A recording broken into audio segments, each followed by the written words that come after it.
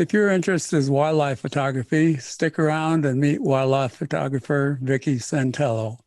Hello, and welcome to episode number 104 of the Photographing the West podcast. If you're new here, I'm your host, Kirby Flanagan. I'm a nature and wildlife photographer from Carson City, Nevada. If you're not new here, welcome back. Today, my guest is world traveler and wildlife photographer Vicki Santello. Welcome, Vicki. Thank you. So tell everybody about yourself as a photographer. Sure. I got seriously interested in photography following a very serious car accident that left me essentially an invalid for about 2 years. Housebound in a wheelchair, and I had gone from being a hardcore cyclist, road cycling, to really struggling just to learn how to walk again. And in that long period of ups and downs, I found a lot of comfort in snapshots of me and friends and family in various places around the world. And I came to really appreciate the value of photography as a treasure trove, to document one's life. And then as I started to be able to get to walk and get outside, and I would go around my neighborhood, which has a sidewalk, with a little point and shoot in the basket. And I was just overwhelmed by the colors because I'd been inside for so long. And I was going around with supervision, medical supervision, and I could only advance a few yards at a time. And then I would take a shot of a flower or a tree, or, it was just this sensory overload. And that reinforced my feeling that photography was very valuable. It was more than just a casual, hey, let's take a picture and throw it up online. For me, it became a way of being witness to my own life, as well as how well my own values align with my life. And in 2010, I was physically strong enough to start carrying a camera. I got a DSLR. I was a Canon Rebel, and I started taking pictures, and most of them were pretty bad. And I was really upset because I kept looking at these fabulous images on Facebook, and mine didn't look anything like those. And that's when I realized, oh, I have some work to do here. And I started taking workshops and tutorials and really immersed myself in the craft of photography. So I was, I guess, on my own speed forward timeline, which is one of my hallmarks. And I combined the photography with travel, because I found that when I was in new places, I found it very easy to be inspired and very easy to want to record and document some of the most, really unusual things that I had not experienced before, anywhere from the Galapagos to the Arctic. And I've always had a travel bug. So the photography and the travel bug kind of merged together until at one point, maybe around 2013, I decided actually it was the photography that was more important than the travel, that the photography was driving the travel, because I wanted my images to be top level.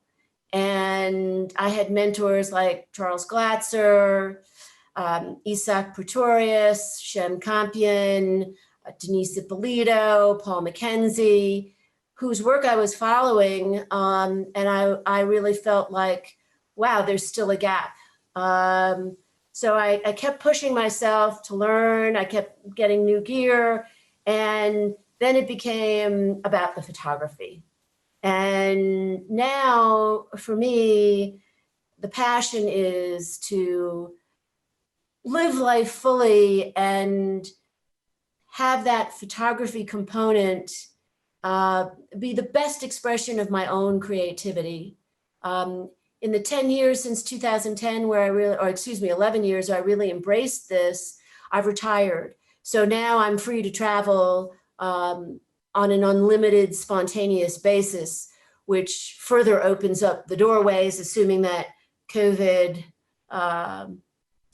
lets go of us a little bit and gives us more freedom. So, yeah, so lots of trips planned, lots of trips postponed, and hopefully will be resumed in the next 6 to 24 months anyway. And in the meantime, I just keep honing my skills and trying to do the best I can. And for me, what is the most inspiring is when somebody feels passionate about a moment I've captured, whether they feel passionate enough to make a purchase or make a comment or share an image. To me, that all says that I accomplished what I was trying to do, which is to have the viewer look through my eyes at that defining moment and feel what I was feeling. Yeah, exactly. Well, that's a fairly dramatic story compared to most of us. Fortunately, it turned out to be good news in the end, huh? Yeah, I would rather do without the drama, but that was a rough go. Yeah, I can only imagine. So you mentioned Yellowstone, and I know you live in Florida. So why are you driving to Yellowstone in the middle of the winter? Winter. Yeah. Well, I love to say that bad weather is good photography, and as I said earlier, the photography now drives the travel bug rather than the other way around. So I've been going to some really rugged regions. I spent a month on a small boat in South Georgia in 2019 in 30 to 50 foot waves. If I had really known what I was getting into, I'm not sure I would have signed up for it, but I was so compelled to get there for the penguins and the other unusual species that make that archipelago their home, or I should say that island their home. And that I just, totally skipped over how bad it was going to be getting there in that little bitty boat. But the point was to go in a little boat so we could be spontaneous. And the same is true of Yellowstone. I mean, I have been going to Yellowstone annually for the past 4 years. This year, because of COVID, all of my trips from May through November were canceled. So that was a total of 5 trips, including 3 months in Africa.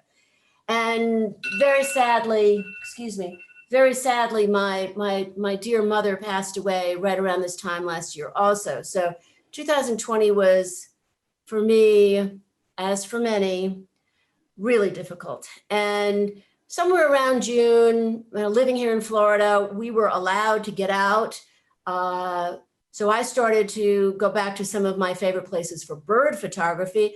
And that was successful. There were very few people out there. I was either able to come back to my home the same day, or then I started to venture out and spend a night in a hotel, sanitize. And then, so somewhere around June or July, I said, you know what?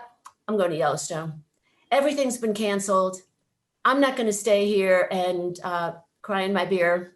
I'm going to make some lemonade out of these lemons, and I'm going to drop to Yellowstone. And it just kind of unfolded. I had a friend in Louisiana who was giving a workshop, and, I could spend 10 days shooting in the Chifalaya Basin on the way. Another friend in Texas who was going nowhere also because of COVID. Normally he's a pro photographer. Normally he's out giving workshops all over the world. He was in Texas. Hey, Vic, you want to do this together? Yeah, sure.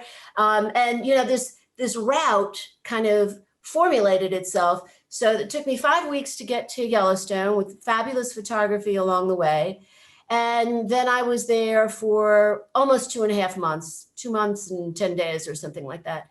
And it's of course, Yellowstone is magical and very compelling. It is the only functional ecosystem in the US. And if you want to have, in my opinion, those dramatic moments of kill and life cycle and chase and survival, you've got to go where there are apex predators. And with the wolves now in good numbers, Yellowstone just keeps drawing me back. And yes, I've had a number of people say, oh, everyone goes south to Florida in the winter. You're heading in the wrong direction. But I like to be a contrarian. That's kind of one of my hallmarks. I prefer to go where people are not. And so that makes sense for me. Yeah, me too. Yeah. So you obviously love wolves in Yellowstone, and you had some great experiences with them during your recent trip to Yellowstone. So talk about your experiences there. Sure, I'd love to. Yellowstone is really rugged, 2.2 million acres. And when I drive the Lamar Valley Road, or when I go into the interior by snow coach, which is the only snow coach or snowmobile in winter, that's the only way to get into the interior. Right. I think to myself, wow, the West looked like this. I mean, here's this relatively tiny pocket that remains, and it's just bursting with life. I mean, everywhere you look, even if you can't see it, it might be under the snow, it might be up in a tree, it might only be the tree, but it is, I consider it a sacred experience. I feel closer to God in nature.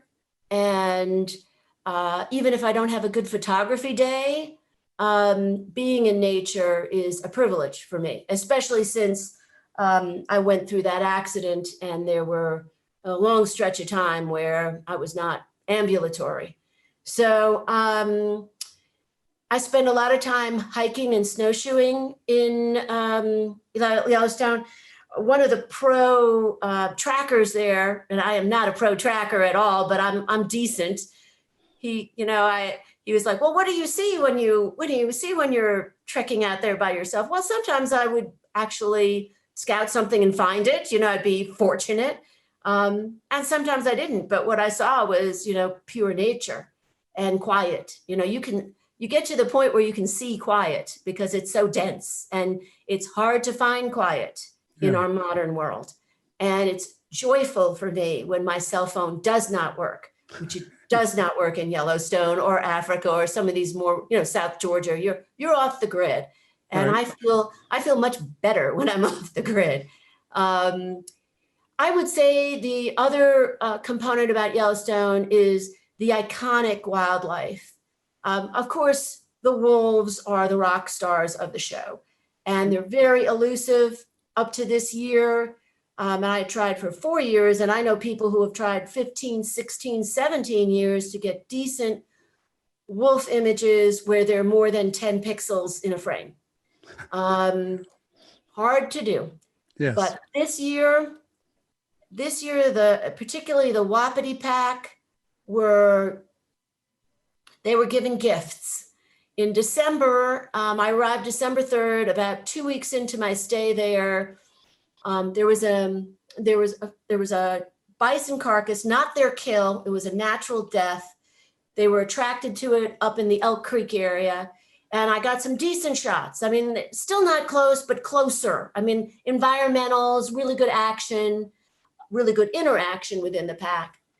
But the real breakthrough for me came about 5 days later, when there had been an elk kill in the evening, and it was reasonably close to the road, meaning it was about 100 yards away. And because the rangers will pull the carcass away if it's closer than that. And I got there and the wolves were not there. The only thing that was there were a lot of cars and no parking places in any of the pullouts. Anyone knows about Yellowstone, those pullouts are small. You got snow that makes them smaller or even non-existent. And, it's worse than trying to find a parking spot in lower Manhattan. I mean, it's competitive. People are out there at 4 or 5 in the morning to make sure they're there before you get out there at 6:30, and the sun still isn't up. You're not going to see anything. all right, I park all the way down. I hump all my gear, whatever, 3/4 of a mile up this icy road on my back. I mean, that's part of the price of admission. You better be strong enough to handle your gear. And nothing, zero. And the weather really started to deteriorate. And most people left. And it was me and 4 other cars in this pullout. Right, I should mention, as things cleared out, I went back down, got my car, brought it up near the carcass. And somewhere, several hours later, maybe 4 hours later, 3 hours later, I'm not sure exactly what, the pack returned. And that was, for me, a breakthrough moment because they came pouring down the hill. The hillside was all white, so it was that perfect white canvas that you can get when you're shooting in snow, which is one of the reasons I push myself to go into these very cold environments, is to get that white canvas as a background. And there was a lot of playful interaction. There was yanking at the bones. It was action-packed, but did not last very long because all of a sudden another wolf from a different pack started howling. And boom, the heads go up and bam, the pack just runs off. And those are the adrenaline-filled moments that, for me, shape my life now. I mean, I am living for those moments. And I have other moments like that have happened. You'll see through some of my images where it makes everything worthwhile. Not just the photography experience, but the getting there, the disappointment of not getting any shots or getting shots that aren't good. They're too far out, or you're over lensed, or they're not sharp, or, all these disappointments that we have as wildlife photographers. So in total, when I was in Yellowstone and the Grand Tetons, I had 8 good viewings of wolves. And the best one, well, I shouldn't say the best, but the last one was in the Grand Tetons. I was trying to make my way back to Florida, and that Arctic blast had come through the southeast, and Texas was shut. I mean, every state that I needed to drive through was shut. So I just hunkered down in the Grand Tetons. I was like, well, this is like a pretty great place to be stuck. And it was a slow day in the field, not too much. And I rounded the corner to go home with my buddy who was from Jackson and was kind of orienting me to the park. And there was a lone black wolf sitting in a field. And I mean, full stop. He was on the right side, so I had to maneuver my car around. We were in separate vehicles because of COVID. And now I'm positioned with the driver's side closest to the snowbank, and the wolf is trotting along the snowbank at my eye level. Literally, I was overlensed. I grabbed my 100-400, which was on the front seat, and I should have grabbed my 24-105. Who would ever think to do that with a wolf? Right. And he was looking right at me, and my heart was racing. That I thought, oh my God, this is just like such a privileged moment. I fired off a few shots. I didn't know what I got. I looked at the back of the camera. I was like, oh God, I don't think this is any good. And then the wolf dropped down into the road and went back into some pines and never really emerged. So we hung out for a couple of hours, hoping he'd come back out. He never came out. And I was so unhappy when I got back to my hotel room. I thought, oh God, I blew it. I got nothing. And finally, around 11-ish, which is very late for when you're out in the field, I said, Vicki, you got to do this. Tomorrow you're going back out. You got to download this card and back it up. And there were 2 frames that were really good, and one, which I know is I had shared with you, that was a goodbye gift from this lone black wolf. Yeah. Well, we'll take a look at that one in a little bit, so Okay. I can understand why you were excited. Yeah. So how the heck did you get from the Lamar Valley down to the Tetons? Because there's no direct way in the wintertime. Yeah, no, I went all the way around. I went up to Bozeman and then, west on the Big Sky Highway, which is an ice skating rink. I mean, it's incredibly scenic, but I have 4-wheel drive on my 4Runner, and for a Florida girl, I do snow really well. I've been told even by Montanans that I drive very well in snow. I take that as a huge compliment. Sure. And then I just, I'd get down, you can stay in West and then continue on down to Jackson. Okay. Just curious. So you mentioned Africa, so let's move along to that. You've been to a lot of places there, Kenya, Tanzania, Namibia, and Botswana. So what draws you over there? Yeah, it's the same thing that draws me to Yellowstone or even Alaska. They're functional ecosystems and they're remote and they're vast. And I have the feeling that when I'm there, that I'm witnessing the original version of what God intended. I started going to Africa in 1986, actually on business. I was not a photographer. I was in my previous career. I was in finance, and then I started going back to Africa for photography in 2013, and I will go to Africa, even when I was working, I would go, 3 to 6 weeks at a time. And I've been to many of these places 3 and 4 times.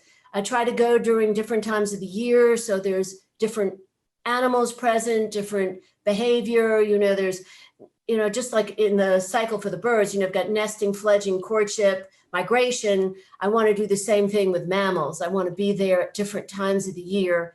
And the truth is that just because you show up on any given week that fits your calendar doesn't mean that anything's going to happen. I mean, the reality is that these are cycles that, transcend our calendars. And in order to really optimize the cost of getting over there, which is not inexpensive, I have found that it's more economical and a lot better for my photography just to stay there. I look at my images the 3rd and 4th and week out, and they're far superior to my images the 1st or 2nd week, where I'm not fully there yet. I'm not over the time zone change. I'm not over the 30+ hour trip to get there. I'm not over the excitement of being there. Or maybe the animals just haven't shown up or the weather hasn't cooperated. But this way I'm skewing the odds a little bit more in my favor, much like Yellowstone. I mean, that's why I plan to be in Yellowstone for 2 months, because I've been to Yellowstone for 3 weeks, 4 weeks, and then I get home and somebody posts this unbelievable image that, oh gosh, I missed it because I came home on a particular day. And I, if I could, I'd just be everywhere, forever, for a year at a time. If I could pull that one off, that would be something. Yep. Going back and being there for extended periods of time certainly helps if you're able to do that. Yes. So we'll take a look at some of your Africa photos here too in a little bit. Before we do that, you're attracted to birds as well, and you mentioned that a couple of times. Anything in particular that attracts you to birds?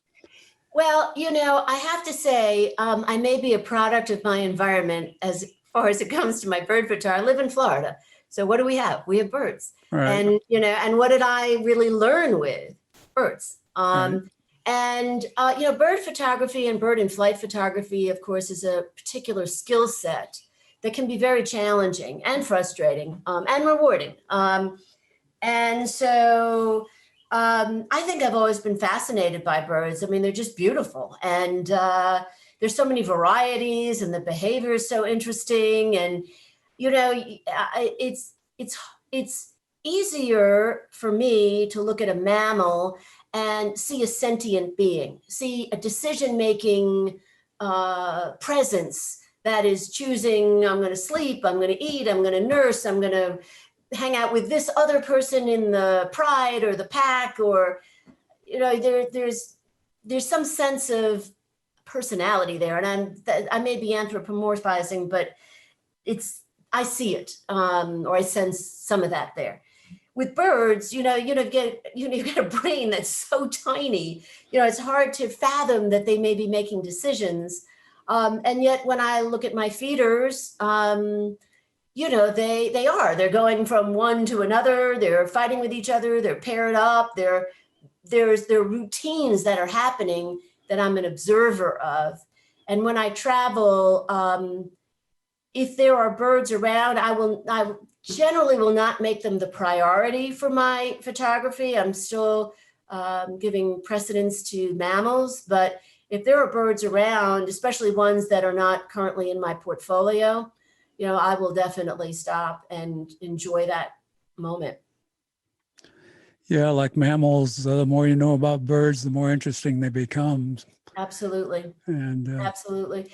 And that, I'll just tie something together relative to Yellowstone. I had a quiet day, which happens more than you want. And I spotted a dipper in a stream, and I was able to get eye level with this dipper. And he was just flitting from rock to rock in the stream, as they often do. But it was really an excellent moment for me because the stream was actively flowing. He was diving, he would be up on the rock and the water would be splashing all around him.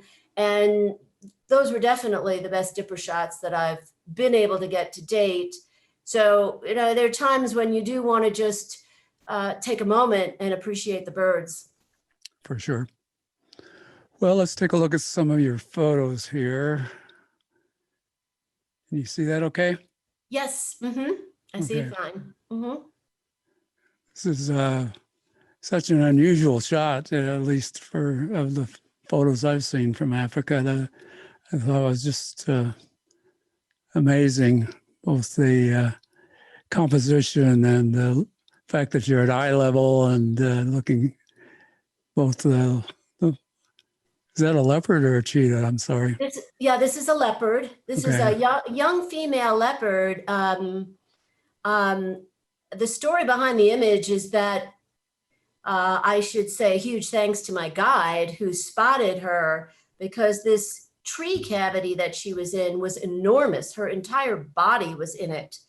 And she had room in there for kittens or, she could have, I guess I should say cubs, but she had room for company in there. So he spotted her. She must have seen our vehicle and popped her head up to check out the noise. He spotted her and drove over, and she was very shy. She would come up every so often just to eye level, to check out, are those strange vehicles still in my space? We were a very respectable distance away, but, nevertheless, we were there.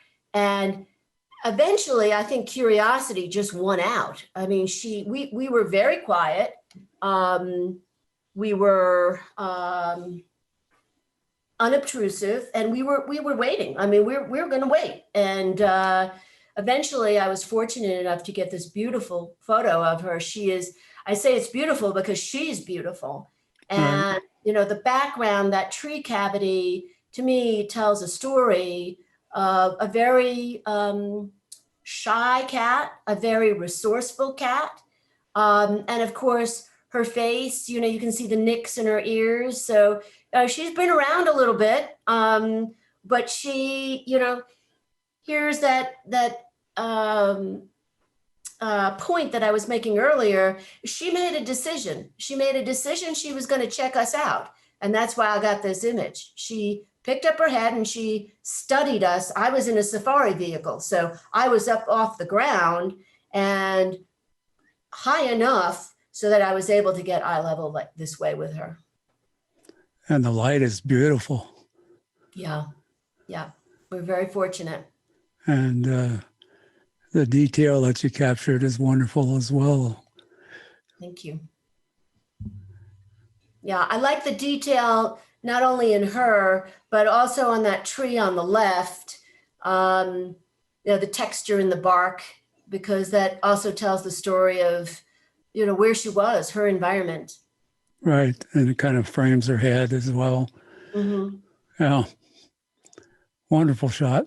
Thank you. And you can't go to Africa without taking pictures of lions. So. Right. This is a pretty famous male lion, and Every so often I'll go to black and white just for drama. I find that when I go to black and white, it allows me to pull up textures in a way that I might not do with my color images. And, the truth is that there are lots and lots of lion photos out there. Yep. So to make something catch a viewer's eye, I'm looking for something that catches my eye over and above all my other lion photos or all everybody else's lion photos or great blue heron photos or cheetah or leopard or whatever. And so what struck me about, this moment was, first of all, I was on the side with his blind eye. And, that in and of itself is memorable. It tells a huge story about this lion being a warrior and a survivor, so he's a successful hunter. He's not hunter. He's a successful dominant alpha male, and he is successful in maintaining a pride, even though he is got this handicap, or what we would consider a handicap. And then, of course, the position of the mouth, the fact that he's got saliva coming down, and he's panting. There's this very subtle action that hopefully tells the viewer a story about survival, and that it's a tough living that these animals are going through just in their own natural world, and then we, as humans, add complicating factors that are almost impossible for these animals to overcome, and yet they do. Yeah, you can see all the scratches from his previous battles, and you almost wonder if that right side of his face is paralyzed to some degree, the way he's drooling and the way his lower lip kind of drops down. Kirby, that's a great point that I had not thought of, and it may very well be. I'm trying to think back. I mean, I know I saw him roar, and I know I saw him, do that chuffing sound that they do. And I didn't notice a paralysis, but I may have missed it, or it may be subtle and only visible when his face is more relaxed. Because you're right, that jaw does drop at a strange angle. Yeah. Well, another wonderful photo. The amount of detail there is just incredible, and keeps your eye roving around looking at all the things that are there. Thank you. Yeah, I was attracted to this one by all the motion and dirt flying and the unique posture, and yeah, talk about it. Sure. Yeah, this was a wonderful moment. This is Etosha National Park. This is Namibia, and the backstory is that I was there with a friend who is Namibian, and she and I were doing a safari together.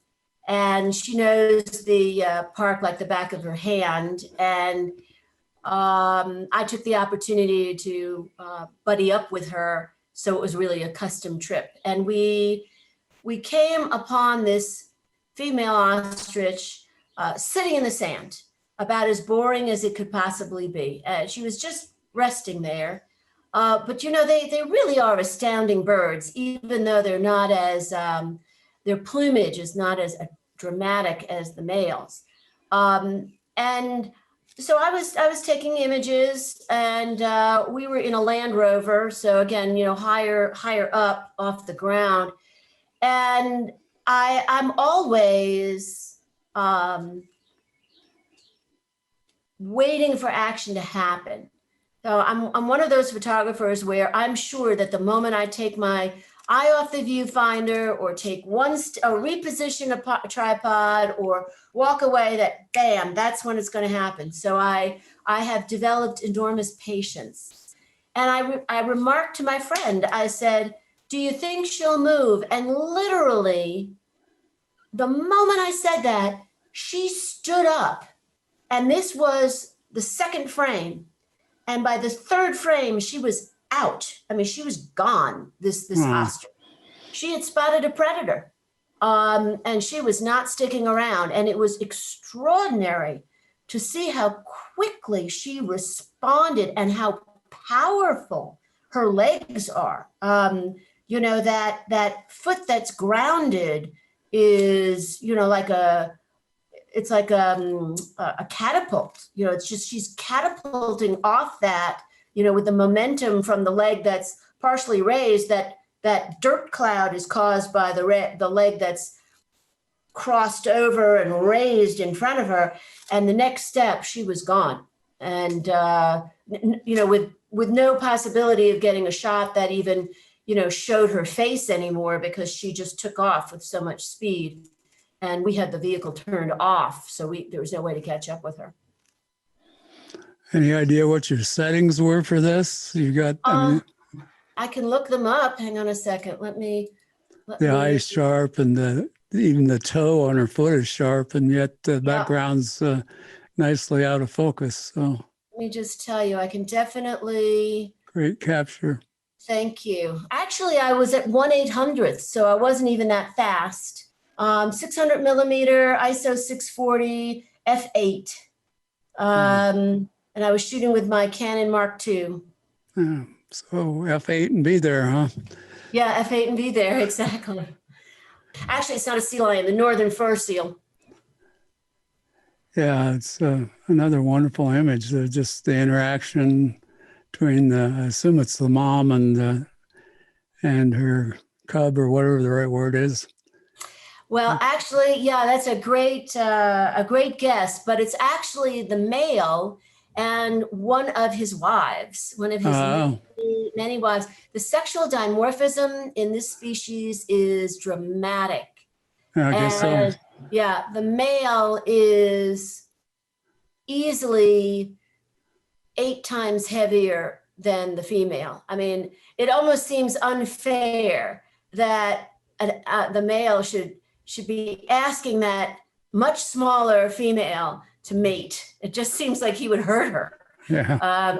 But this was Alaska, and there's a very healthy northern fur seal population on the west coast of Alaska, because there are regulations now that prevent hunting of them.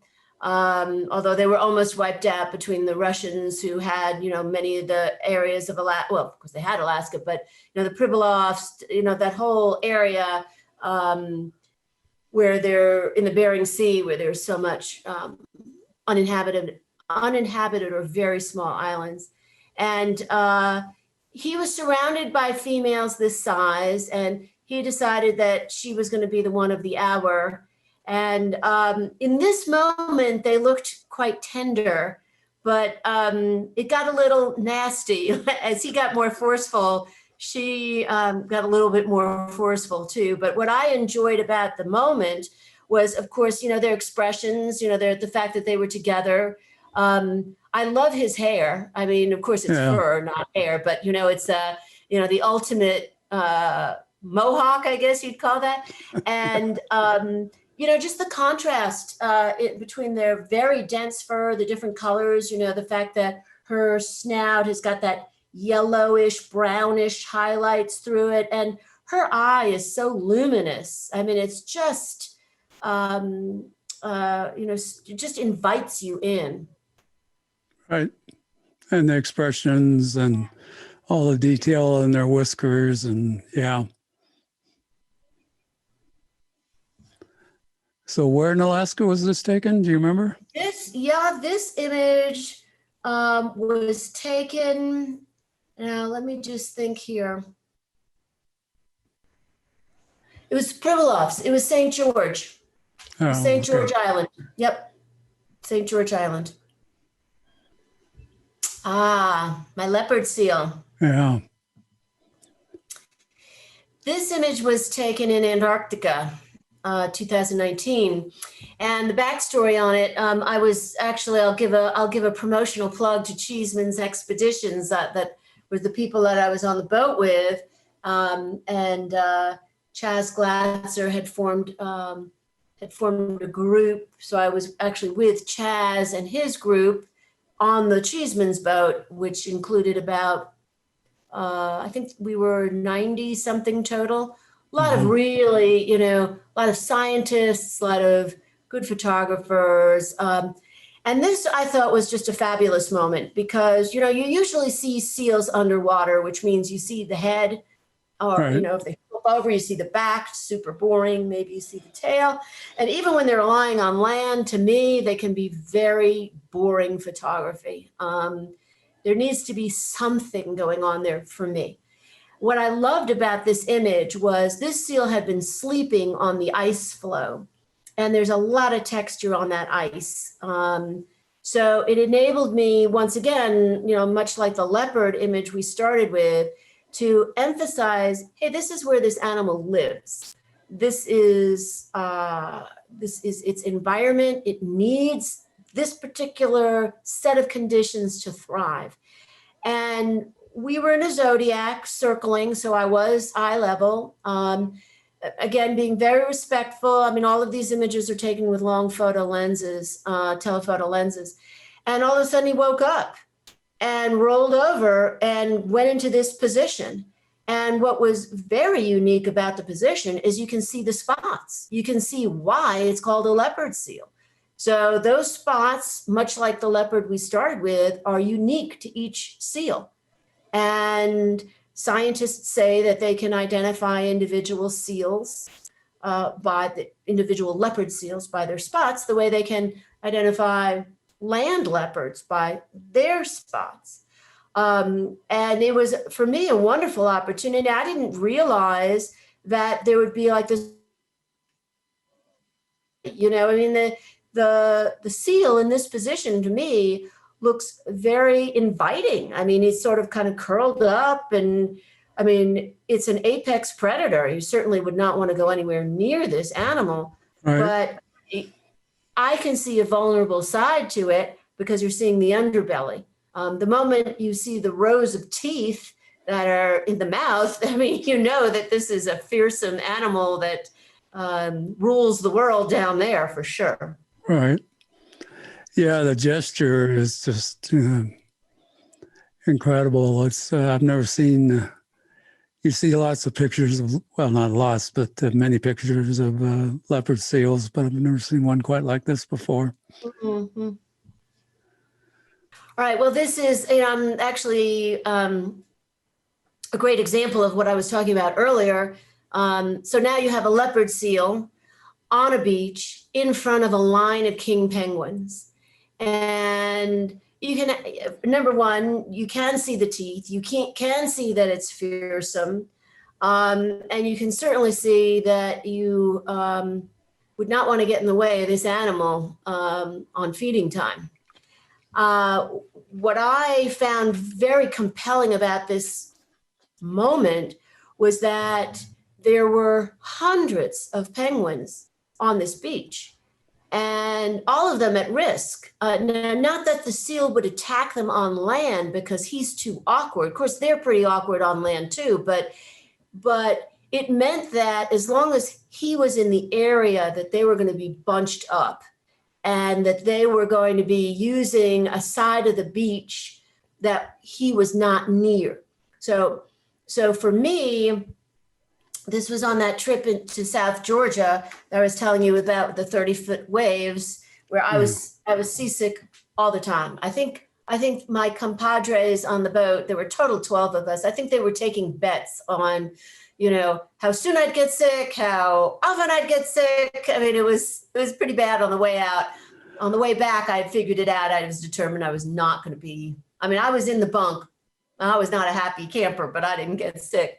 Anyway, my compadres and I were here, and this was what made it worth it to go through that physical discomfort, to see this juxtaposition. And eventually the seal left the beach, got into the water, and all of the penguins fled. I mean, they just turned around and marched right back up. In the meantime, while he was on the beach, even though he was threatening and posturing, he was also sleeping quite a bit. And the birds were able to use the opposite side of the beach to get in and out of the water that they needed to exit so they could feed. Oh, yeah, it's a great juxtaposition. You see the predator and the prey all in one. Yeah. Yeah. And I assume the penguins were quite a ways away if you were using a long lens. I would say they were probably 50 yards away from this leopard seal. The beach area was very narrow, so it was a small strip of beach in between some very jagged mountains. And the penguins had a route that was taking them through this little jagged area that narrowed down to about 20 yards. And then it would widen out as they went inland towards their colony. So this is one of the beaches that they could use. And I was surprised, I'm not an expert at all in leopard seal behavior, or king penguin behavior, but on the other side of this narrow beach, once you pass this jagged mountain, was a very expansive beach. And there was a lot of activity on that of penguins coming in and out. So I was surprised that any penguins would choose this narrow strip because it was a perfect hunting ground for the leopard seal. Now, once they got into the water, they were channeled in one direction, whereas on this wider, expansive beach, they could move in a number of different directions. So for the leopard seal, this was a perfect hunting ground. For the penguins, it left them very vulnerable. Yeah. This is almost a study in behavior. This was also in South Georgia, and the weather there it's wicked. I mean, we're talking constant gusting winds. At least when I was there September, October 2019, and we deliberately went when we did because it's still snowing. I mean, it is still bad weather, and we all signed up for this opportunity for perfect white canvas. And this image and the prior one show that perfect white canvas and the advantages of it in photography. So in this instance, there was a lineup of penguins that was walking back to the colony. And it was very common to see these long, long lines of penguins. And sometimes the formations were very tight. Sometimes they were very loose. Sometimes there were fabulous patterns across this white snow. In this instance, there were this little group of 5 that were kind of marching along. And I decided that since they were isolated, I wanted to try to get them all in a different foot position. So I was challenging myself to create a composition where they were in different stages of walking. And as I was working on these birds for a while, I was laying flat in the snow. And all of a sudden, the one second to the right just flopped down on his belly, which is, a form, they call it tobogganing. And a lot of the birds do it. And you can see he's pushing himself off with one back leg. So you can see the tail, and then behind the tail is one leg, and on the other side of the body is the other. So that gave me the perfect composition. It was even better than what I had hoped for, which was different foot position, because now I had a belly flop in the middle of these different positions. And you made this deliberately high key, I'm guessing. I did. I was trying to, white on white can be very dramatic. It's not too terribly high key because I wanted to maintain the black in the heads and the black feathers that are part of the gray feathers on the backs of the bird. But I was trying to just emphasize the drama. I think that king penguins in themselves are very dramatic birds. They're tall birds, and those fabulous markings, those orange cheek patches and the throat patch, and then that kind of orange red bill They really are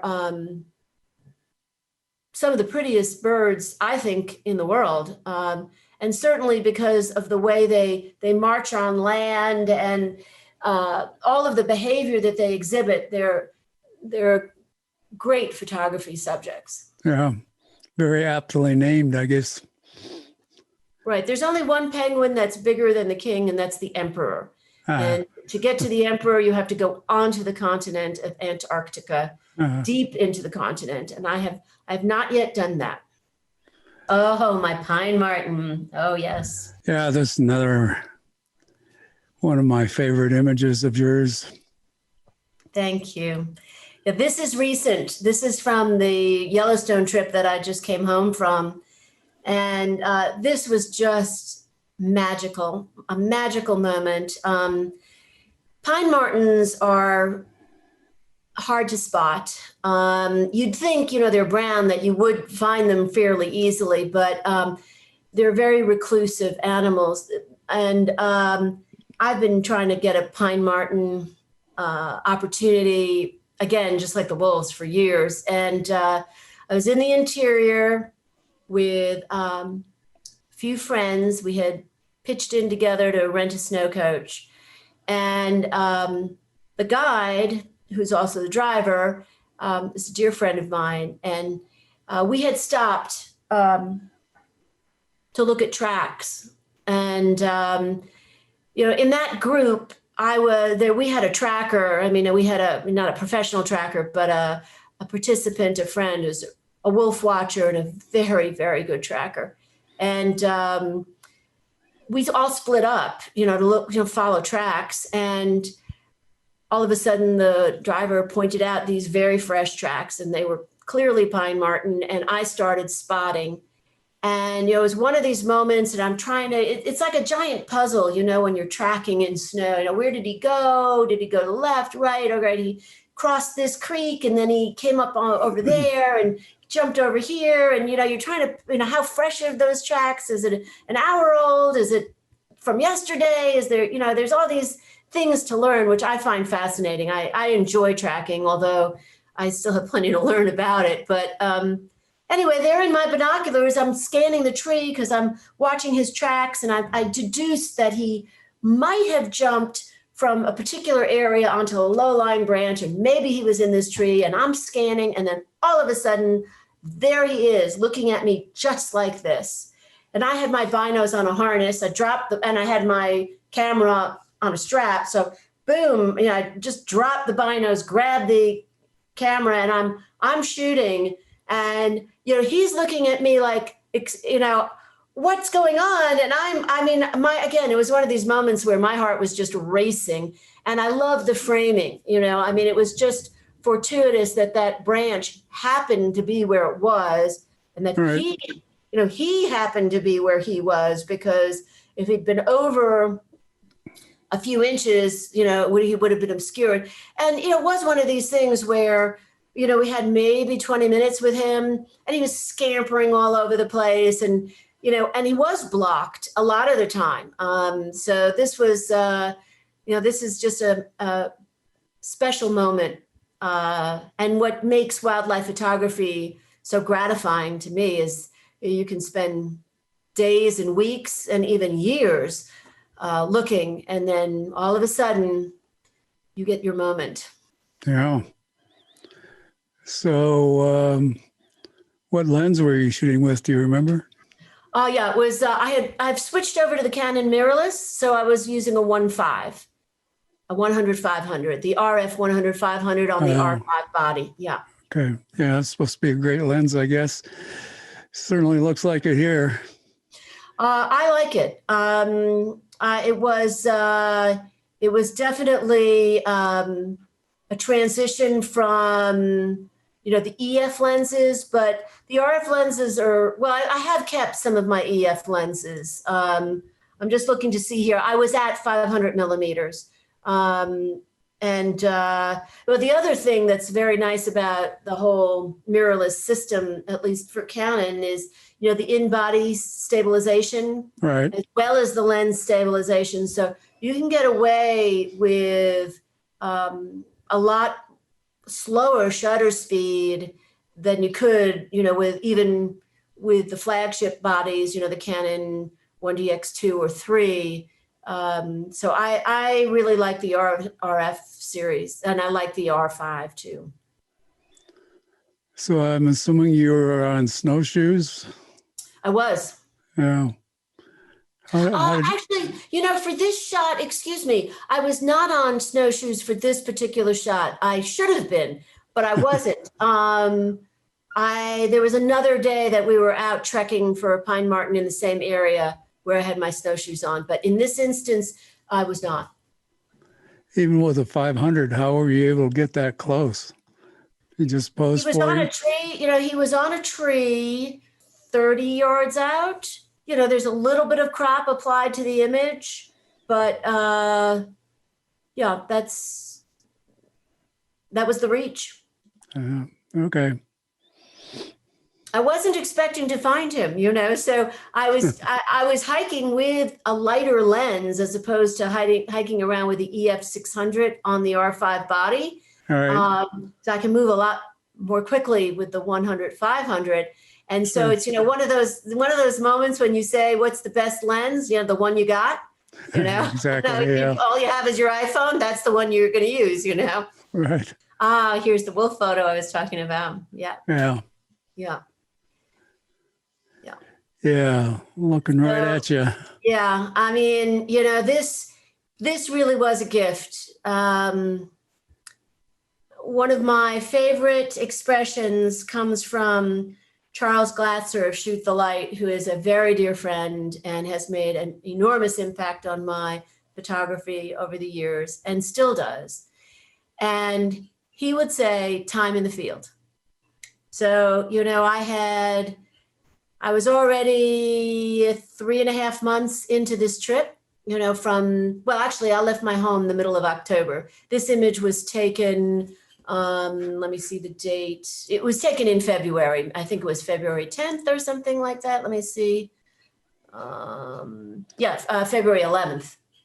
So, I had already put thousands of hours and thousands of miles into this trip. And, as explained earlier in the podcast, I'm eye level because he's on a snowbank. Right.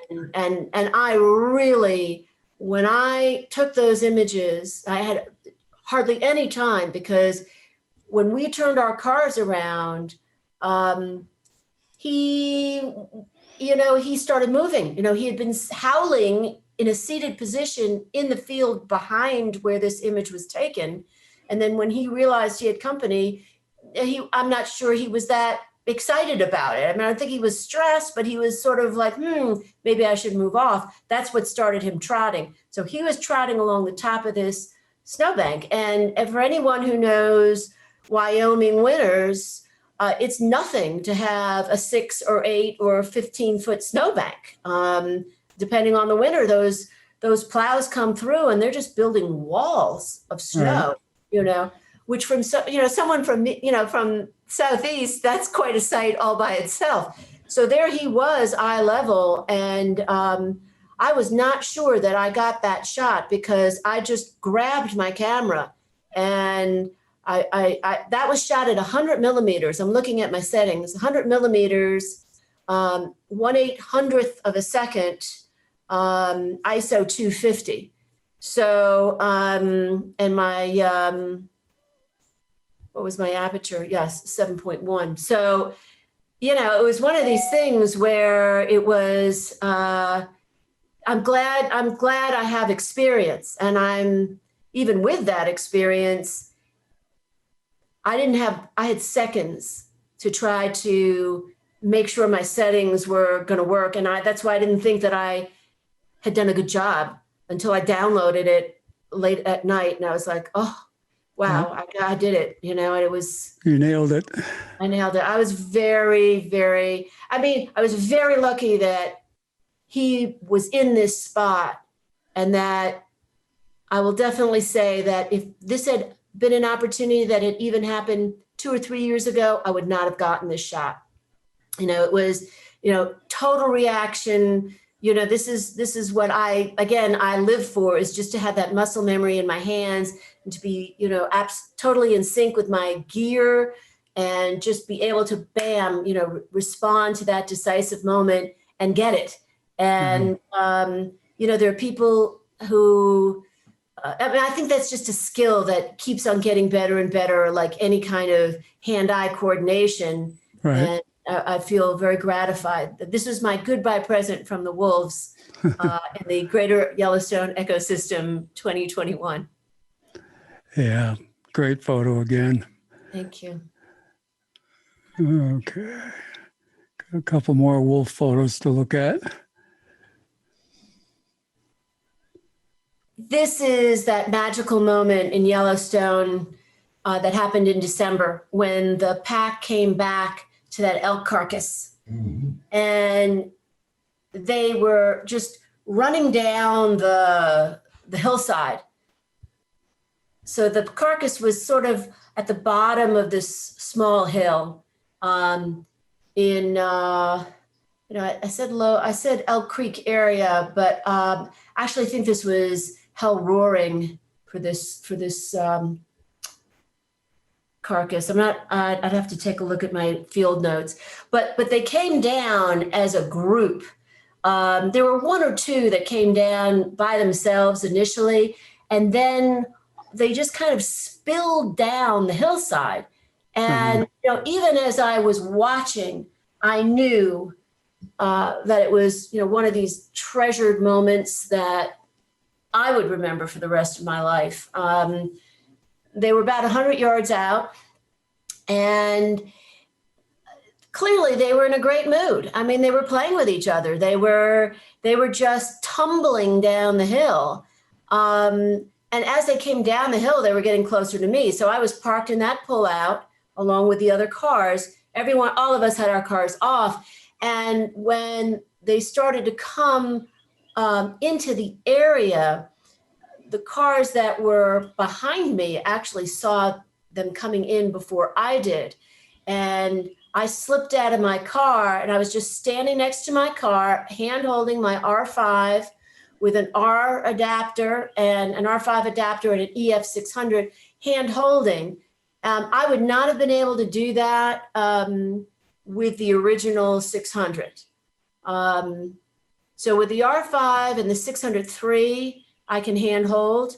When I posted this, I got a lot of comments on Facebook. Oh, you have guns, and how did you do that? And blah, blah, blah. And I was like, well, the difference in weight is just enough. Right. And the balance of the 603 is closer to the camera body so that I could hand hold it. So I was actually at 840 with this. I had a 1.4 TC on this as well. That's pretty amazing. Yeah, it was an extraordinary moment. And I have a series of these, but I like this one the best because, there's all of the faces are visible. All of the eyes are visible.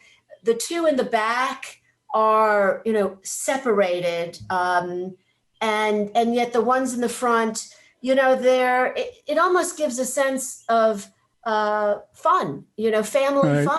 Hey, we're heading towards dinner. And, I've seen lots and lots of wolf photos and lots of portraits like my prior wolf image. I've seen many good single images of wolves. I have not seen that many good images of pack photos because they're hard to get to. And oftentimes they're not facing you, or they're overlapping, or there's blocking. And what I just really love, how they come, I keep coming back to that word tumbling. They look to me like, domesticated dogs that are just,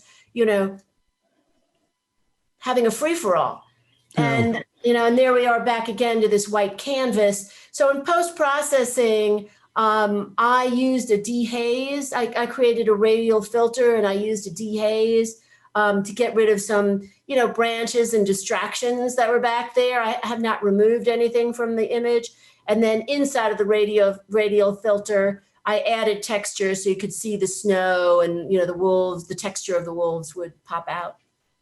Yeah, that's a great effect. I don't think I've ever seen that done that way before, and so it's very unique, and it works really well for this image, I think.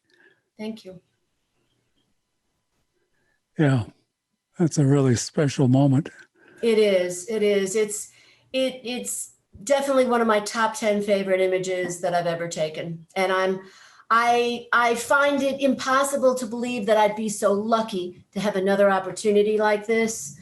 It could happen, but it would involve another huge commitment of time and energy. And as I said earlier, the moment lasted about 3 minutes, the total moment. This was seconds, them coming down as a group. And once they got to the carcass, of course, they split up and they started working on different parts of the carcass, and they never came back down. And the fact that they were coming down a hill, and that I was again level with them, that really changes the whole dynamics of the image.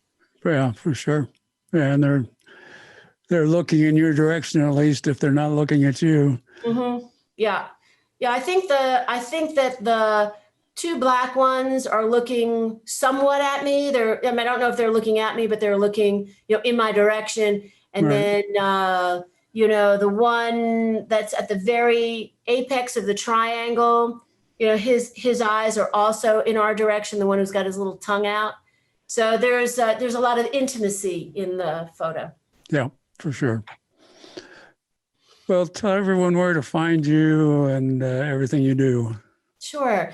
I have a website, Vicki Santello Photography, that is regularly updated. I'm also on Instagram, and I also have a photography page. If you just look under my name, my handle for Instagram is Vicki Santello, 2 L's. And if you Google me, you'll find all of these too. I'm a one woman shop, I guess is the right way to say that. So, sometimes there's a lag between my trips and when I post. And I usually on one of those places, there's going to be an update. So I always ask people to be patient. Great. Well, thanks, Vicki, for being on Photographing the West. It's been a great pleasure getting to know you and your work. This podcast is published on the 15th and 30th of each month. The audio version is on iTunes and most other RSS feeds as Photographing the West. The video version is on YouTube under Flanagan Photos, and also on my website at www.flanaganphotos, spelled Fotos.com. If you enjoy these podcasts, please tell your family and friends about us. Bye for now, and we'll be back on April 15th with another show. Thanks, Kirby. Thank you. It's been a pleasure. Likewise, I enjoyed it thoroughly.